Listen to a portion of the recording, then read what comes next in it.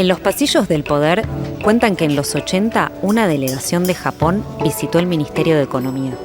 Los recibió el equipo económico y les presentó el plan de estabilización para la Argentina. Los japoneses escucharon y preguntaron: ¿y después qué? En economía no entendían. Los japoneses se miraron. Su pregunta era simple y concreta. ¿Qué le va a vender Argentina al mundo?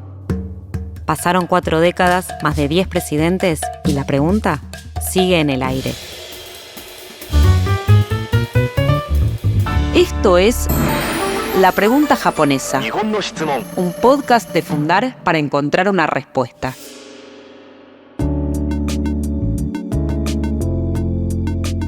En este episodio hay tela para contar. Soy Belén Bonello, directora de comunicación de Fundar. Y yo soy Daniel Steingart, director de planificación productiva de Fundar. En este episodio, como en todos los episodios, nos vamos a hacer una pregunta. ¿Qué tiene Argentina para venderle al mundo? Hoy vengo a acompañarte en el recorrido por la industria textil, a ver si acá está la respuesta que buscamos hace 40 años. Ok, arranquemos con algo bien general. ¿Quién viste al mundo? Más del 70% de la producción de ropa hoy viene de Asia.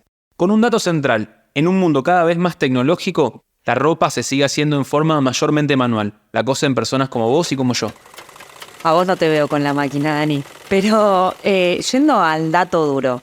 En Argentina, la cadena textil indumentaria representa el 2,8% del empleo total. O sea, más de 500.000 personas a lo largo de todo el país. Tenemos producción local en casi toda la cadena. En los eslabones primarios produciendo fibra de algodón, de ovejas y de camélidos. Y en los industriales, que producen los hilados y los tejidos listos para fabricar. Y después está el último eslabón, la confección, que en Argentina, al igual que en muchos otros países del mundo, se hace sobre todo de manera informal, trabajadores en sus casas o en talleres clandestinos.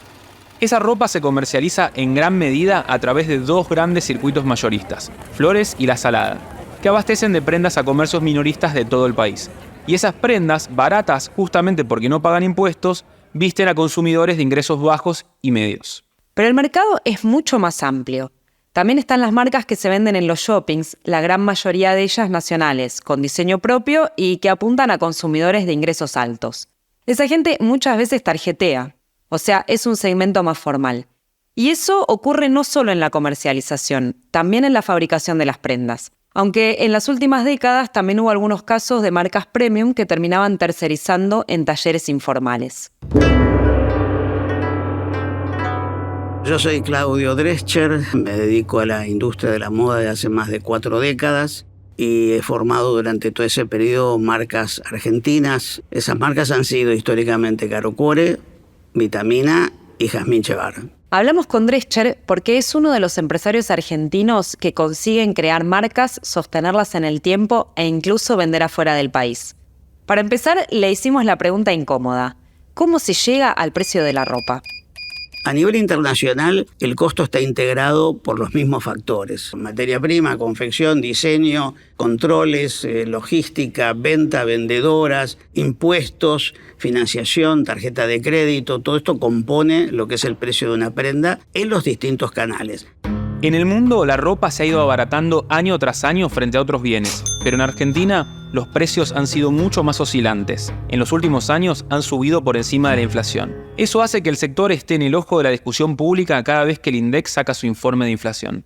Todo el mundo tuvo pandemia, todo el mundo tuvo guerra de Ucrania, todo el mundo le pasó un montón de cosas, pero la Argentina evidentemente le pega mucho peor. Esto es porque no hay un consenso de que la industria y la cadena textil indumentaria tenga que ser consistente en la Argentina. Entonces, los gobiernos de índole liberal y aperturista la destruyen. Y después, cuando se hace algún tipo de inconveniente en la provisión externa, evidentemente no hay estructura, no hay personal, no hay maquinarias y empieza a reconstruirse la cadena. Y evidentemente pasamos por periodos donde la demanda es mayor que la oferta, entonces suben los precios, cuando se acomoda, se estabiliza, sobra oferta y falta demanda. Entonces te diría que si miramos históricamente en las últimas 6 décadas, los precios de la ropa han sido exactamente tan pendulares como la economía.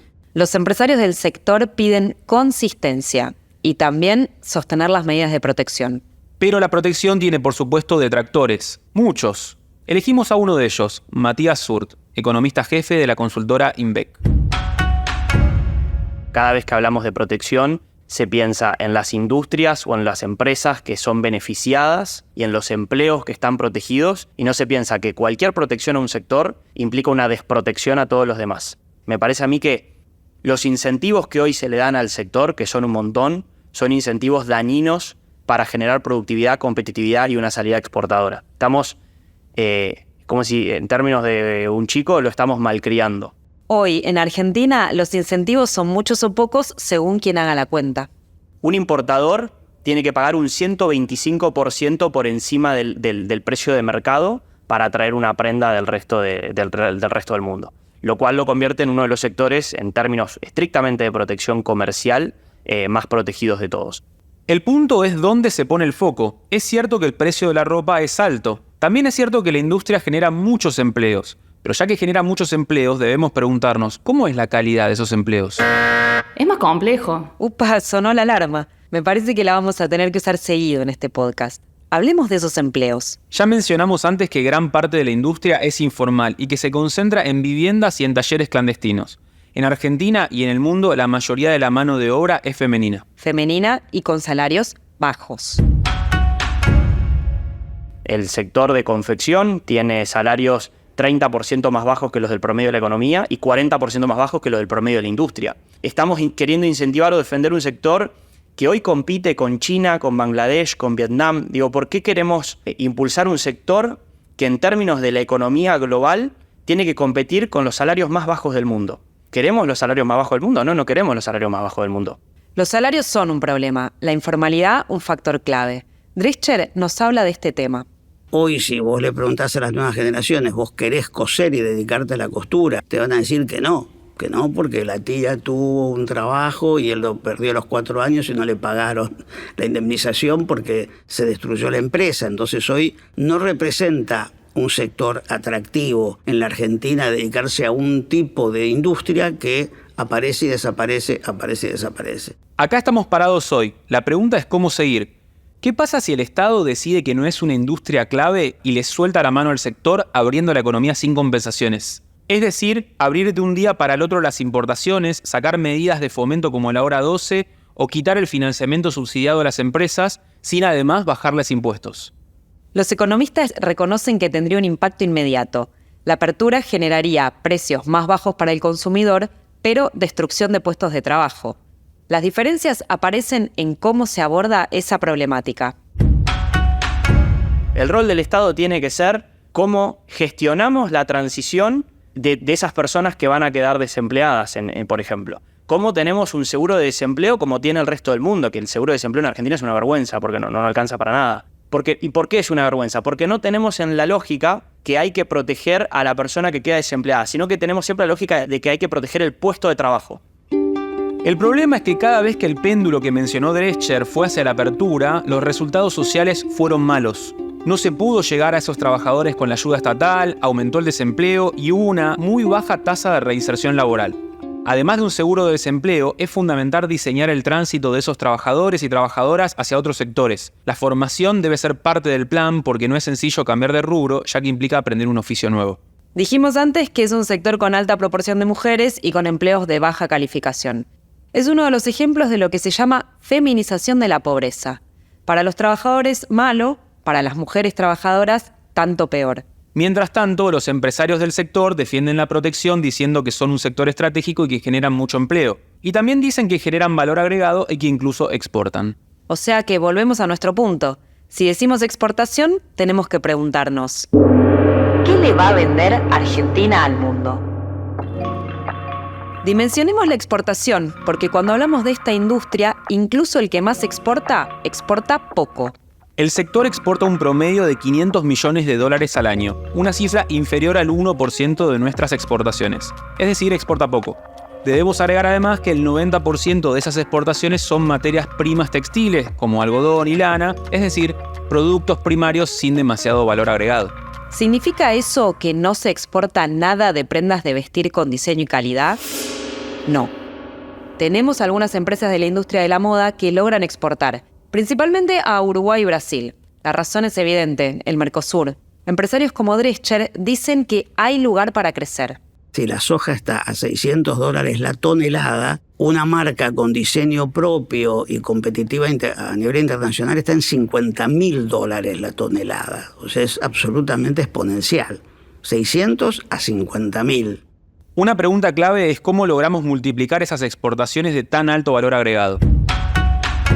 Tenemos que entender que la dinámica exportadora, el éxito, la productividad que puede llegar a alcanzar un sector tiene que ver con 1.000.000 de variables, en muchos casos con tener un buen diseño, con tener una cabeza de negocios, con salir al mundo a ver qué es lo que el mundo está demandando y cómo podemos ingresar, y no pensar que protección va a hacer que esos incentivos nos hagan salir a exportar. Entonces, en este momento podemos preguntarnos, ¿son productos textiles lo que vamos a venderle al mundo? Desde mi punto de vista, no es un sector que venga a responder la pregunta japonesa para la Argentina. El sector se ha ido desplazando desde países que antes eran productores bastante intensivos de estos bienes, de indumentaria, de textil, de calzado, etcétera, y que hoy se están deslocalizando y se están trasladando hacia países con niveles de desarrollo mucho menores a los de la Argentina y a los de los países desarrollados. Yo no creo que el sector de la indumentaria sea uno de los sectores líderes en términos de innovación, de calidad de empleo, de competitividad, de productividad, que pueda empujar a la Argentina hacia ese destino al cual queremos llegar y parece que nunca llegamos. Una pregunta, múltiples respuestas. Yo creo que específicamente en la Argentina, nuestra industria es exactamente la respuesta de qué pasa después de estabilizar. ¿Por qué? Porque genera empleo, porque dijimos mano de obra intensiva y porque esta industria tiene que exportar. El desafío es encontrar ese punto de equilibrio en donde la industria local pueda crecer y volverse más formal y crear empleos de mayor calidad y sin que tengamos precios de la ropa tan altos. ¿Es un círculo cuadrado eso? Nunca dijimos que responder esta pregunta iba a ser fácil, Dani. Y que la industria textil no sea la panacea tampoco quiere decir que se la puede dejar a la deriva así nomás. El sector tiene muchos desafíos: mejorar sus precarias condiciones de empleo, ofrecer precios más razonables y elevar su productividad. Y también tiene oportunidades, como salir a exportar productos con valor agregado alto por su diseño y calidad. Las carreras de diseño en Argentina tienen cada vez más egresados y hay ejemplos de que el diseño argentino tiene posibilidades de éxito en el mercado global. Pero pensar un futuro para el sector no es nada sencillo porque no hay consenso sobre qué hacer. Y eso lo hemos visto con los cambios de gobierno. Por un lado, los intentos de apertura no estuvieron acompañados por un plan de compensación y por eso en parte fracasaron. Pero tampoco tuvieron éxito los modelos más proteccionistas que a duras penas pudieron sostener empleos de malas condiciones a costa de precios altos. Ni tampoco pudieron lograr mejorar la competitividad, la calidad, ni conseguir una mayor salida exportadora en nichos de alto valor agregado. En algún punto en el medio está la respuesta para la industria. Pero no parece que acá esté la respuesta a la pregunta japonesa. Vamos a seguir haciendo esta pregunta que tiene 40 años. ¿Nos llevará 40 años más? Esperemos que no.